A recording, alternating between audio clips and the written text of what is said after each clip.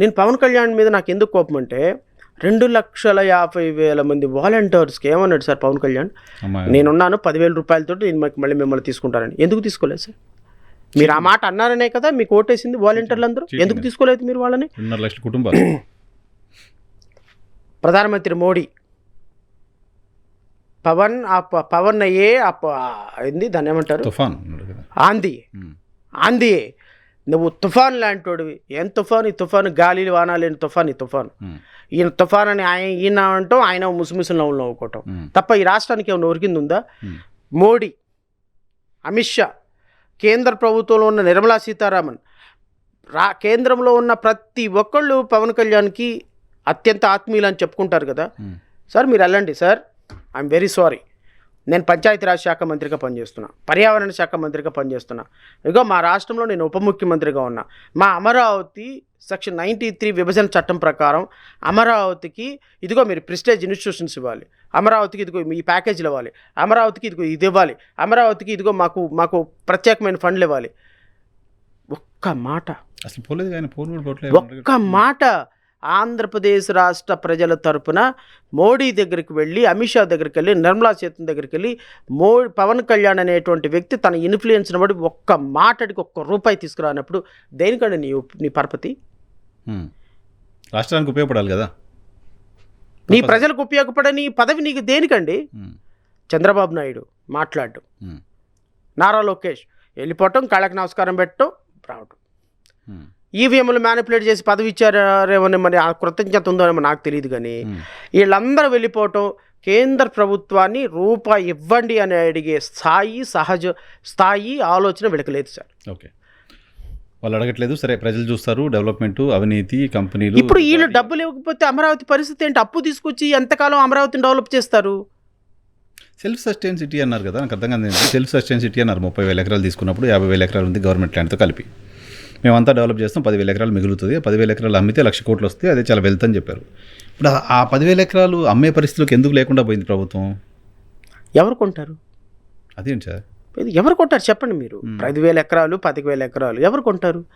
2014 సంవత్సరంలో రైతులు ఇచ్చినటువంటి భూములకి ఈ రోజు వరకు ముళ్ళ కంపలు కొట్టలేదు సార్. రీకాన్స్టిట్యూటెడ్ ఫ్లాట్స్ ఇవ్వలేదు సార్.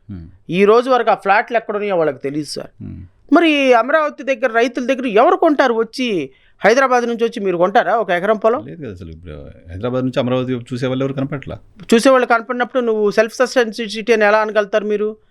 సెల్ఫ్ సస్టైన్ సిటీయా? సిగ్గుందా ఏమన్నా? సెల్ఫ్ సస్టైన్ సిటీ అయితే వర్షపు నీళ్లు తీయడానికి 450 కోట్ల రూపాయలు పెట్టి ఒక కేంద్రం పెడతావా? ఇది నీ సెల్ఫ్ సస్టైన్ సిటీయా? సార్ మన బుడమేరు పొంగింది సార్. బుడమేరు పొంగినప్పుడు ఆక్రమణలన్నింటినీ తొలగించేస్తామని ఇదే పవన్ కళ్యాణ్ చెప్పినాడు సార్. చెప్పాడా? నేను పవన్ కళ్యాణ్ తిడతానంటే మీరు ఎందుకు సార్ ఫీల్ అవుతారు? ఎందుకు సార్ ఫీల్ అవుతారు చెప్పండి? బుడమేరు పొంగి ఎంత ఉపద్రవం జరిగి 1 రోజులు ప్రజలు అన్నం లేక నీళ్లు లేక ఆ రోజు ఆ వాటర్లో పడి ఎంత ఉపద్రవం జరిగింది. ఎందుకు సార్? ఆక్రమణ వల్ల ద్వారా. మరి ఇప్పుడు మీరు ఆక్రమణలన్నింటినీ రెగ్యులరైజ్ చేస్తూ జీవో ఇచ్చారు కదా, ఆక్రమణలన్నింటినీ డబ్బులు కట్టేసేయండి మీకు క్రమబద్ధీకరణ చేస్తూ ఉన్నారు కదా, చేస్తారా? ఇప్పుడు చేయకూడదు నిజానికి ప్రభుత్వం. ఏమనాలి? ఏ చెప్పుతో కొట్టాలి సార్ పవన్ కళ్యాణ్? చెప్పండి. నేను ఎవరైనా సరే ఇచ్చిన మాట తప్పితే చెప్పుతో కొట్టండి నడు రోడ్డు మీద అన్నాడు కదా, ఏ చెప్పుతో కొట్టాలి పవన్ కళ్యాణ్ని? ఆ శాఖకు మంత్రి ఎవరు సార్? ఆయనేనా కాదా? పర్యావరణ శాఖ మంత్రి ఎవరు సార్? ఫారెస్ట్ మినిస్టర్ ఎవరు? పవన్ కళ్యాణే కదా. మరి ఆక్రమణలు ఎవరు తొలగించాలి? పంచాయతీరాజ్ డిపార్ట్మెంట్లో ఆక్రమణలు ఎవరు తొలగించాలి? అది చెరువు, అదంతా బుడమేరు చెరువు అంటే పంచాయతీరాజ్ డిపార్ట్మెంట్కి ఎందుకు వస్తుంది? లేదా ఫారెస్ట్ డిపార్ట్మెంట్కి ఎందుకు లేదు? నదీ పరివాహక ప్రాంతం కాబట్టి అది పంచాయతీరాజే. ఎవరు తొలగించాలి? ఏ శాఖ తీసుకోవాలని? Seize the షిప్పా?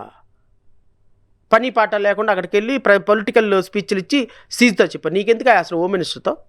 హోమ్ మినిస్టర్ నీకెందుకు? లా అండ్ ఆర్డర్తో నీకేం సంబంధం? Who are you?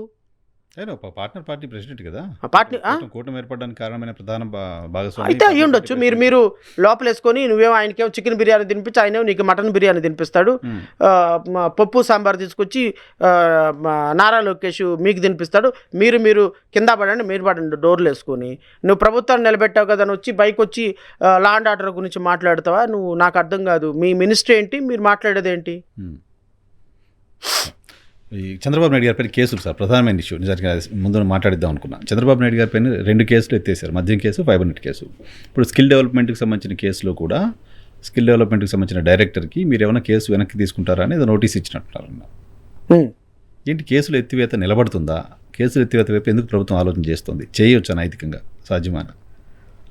సార్ ఇప్పుడు మీరు అంటే ఈ సందర్భంలో గుర్తు చేయాలి, మీరు చేసినటువంటి వీడియో ఒకటి చూశాను నేను. చంద్రబాబు నాయుడు గారు కూటమి ప్రభుత్వం ప్రజలకు ఇచ్చింది సూపర్ 6 కాదు, సూపర్ 7 పథకం అని. సూపర్ 7 ఆయన ఇచ్చుకున్నారు. సూపర్ 7 ఆయనకి ఆయన సూపర్ 7 పథకం కేసులు ఎత్తేసే పథకం అనమాట. సూపర్ 7 అది కూడా చాలా మంచి పథకమే.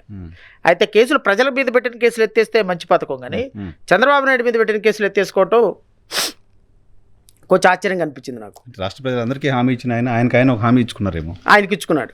సో సూపర్ 7 కండిషన్ సప్లై కింద కేసులు ఎత్తివేత, అవి కూడా కింద నా మీద ఉన్న కేసులు ఎత్తివేత ముఖ్యమంత్రికి మాత్రమే అప్లికబుల్.